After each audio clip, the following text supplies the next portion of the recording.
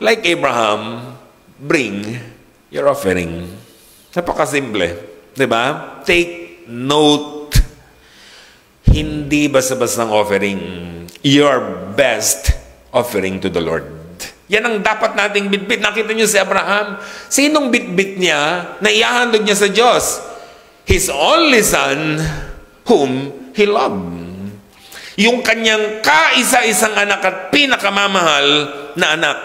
Alam niyo mga kapatid, mayaman si Abraham. Kahit 20 baka, 20 tupa, kahit ilan, kaya niyang ihandog sa Diyos a day. Mayaman si Abraham. Di ba? Pinayaman siya ng Diyos. Kahit anong hingin sa niya, kaya niyang ibigay. Alam ng Diyos yun. Di ba? Pero alam natin, ang pinakamahalagang pag-aari niya that time ay ang kanyang pinakamamahal na anak. Mahabang panahon niyang hinintay yun. At anak niya yun sa katandaan.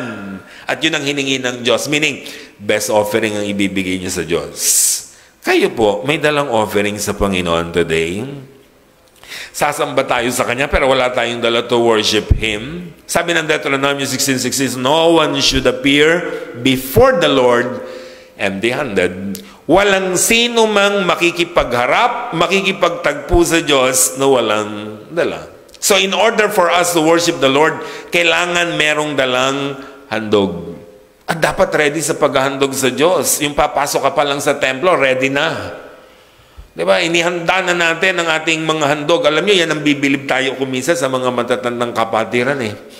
Nag-uuwi talaga yan ng mga sobre eh. Ano? Hindi pa rumarating ang worship service, may sobre na yan sa bahay. Ganong kagagaling ang mga matatanda natin. Naubos na. Ano? Kasi mga wala na. Ano? Kasi ganon, ready talaga. Eh maraming tao hindi ready eh. Di ba? Yung iba kung ano na lang ang madukot, kaya yung iba ang nalalagay, juicy fruit dati eh. Di ba? Kasi walang sobre dati. Pipili pa yon, mini, mini, mo. O juicy fruit ang nalagay tuloy. Ano? O pinagbalatan ng juicy fruit pa. Ano? O ganun kasi talaga noon. Ano? Dukot-dukot lang. Ano? Kung anong madukot. Ano? O hindi ganun. Pinaghahandaan yan. So ano po ba ang mga pwede nating dalhin to worship the Lord? Of course, number 1, your body. Paano ka sasamba sa Diyos kung absent ka? Hindi naman pwedeng you are spiritually present. Marami kasing Kristiyano ganon. Physically absent, spiritually present daw. Baka nauupuan ninyo yung iba. Hindi ganon. Hindi pwede yan. Kailangan tayo ay sumasamba dito, sama-sama tayo. Kaya lagi natin pinapaalala, baka merong diyang nasa online na taga Cardona.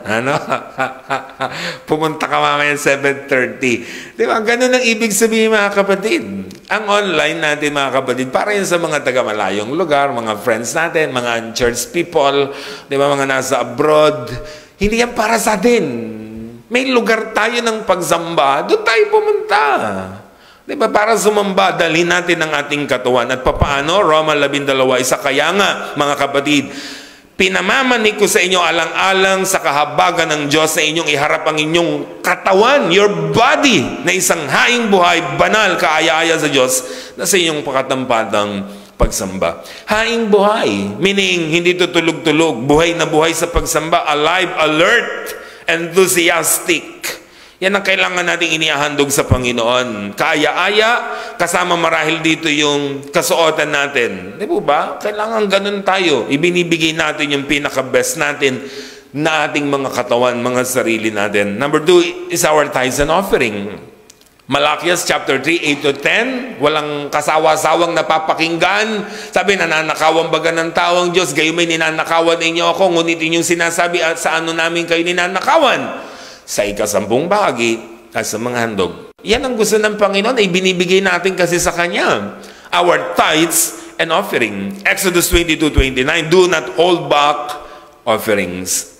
Hindi dapat yan pinipigil, ibinibigay yan sa ating pong Panginoon. Si Abraham, mga kapatid, nag-worship sa Diyos. Ang bit-bit niya, his best offering.